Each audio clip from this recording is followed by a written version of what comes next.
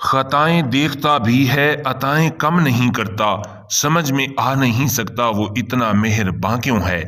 کہتے ہیں محمود غزنوی کا دور تھا، ایک شخص کی طبیعت ناساز ہوئی تو طبیب کے پاس گیا اور کہا کہ مجھے دوائی بنا کے دو۔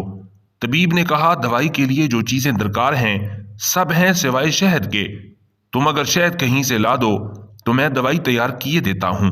اتفاق سے موسم شہد کا نہیں تھا۔ اس شخص نے حکیم سے وہ ڈبیا پکڑی اور لوگوں کے دروازے کھٹکھٹانے لگا، مگر ہر جگہ مایوسی ہوئی۔ جب مسئلہ حل نہ ہوا تو وہ محمود غزنوی کے دربار میں حاضر ہوا۔ کہتے ہیں وہاں ایاز نے دروازہ کھولا اور دستک دینے والے کی رودات سنی۔ اس نے وہ چھوٹی سی ڈبیا دی اور کہا مجھے اس میں شہد چاہیے۔ ایاز نے کہا آپ تشریف رکھیے، میں بادشاہ سے پوچھ کے بتاتا ہوں۔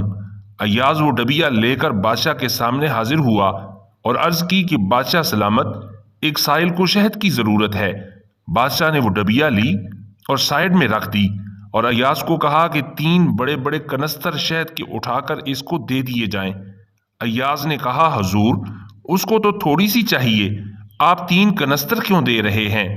بادشاہ نے ایاز سے کہا ایاز وہ مزدور آدمی ہے، اس نے اپنی حیثیت کے مطابق مانگا ہے، ہم بادشاہ ہیں، ہم اپنی حیثیت کے مطابق دیں گے۔ مولانا رومی رحمۃ اللہ علیہ فرماتے ہیں آپ اللہ پاک سے اپنی حیثیت کے مطابق مانگیں، وہ اپنی شان کے مطابق عطا کرے گا۔ شرط یہ ہے کہ مانگتے ہوئے آنکھوں سے آنسو جاری ہو جائیں اور دل اللہ کی محبت میں ڈوب جائے۔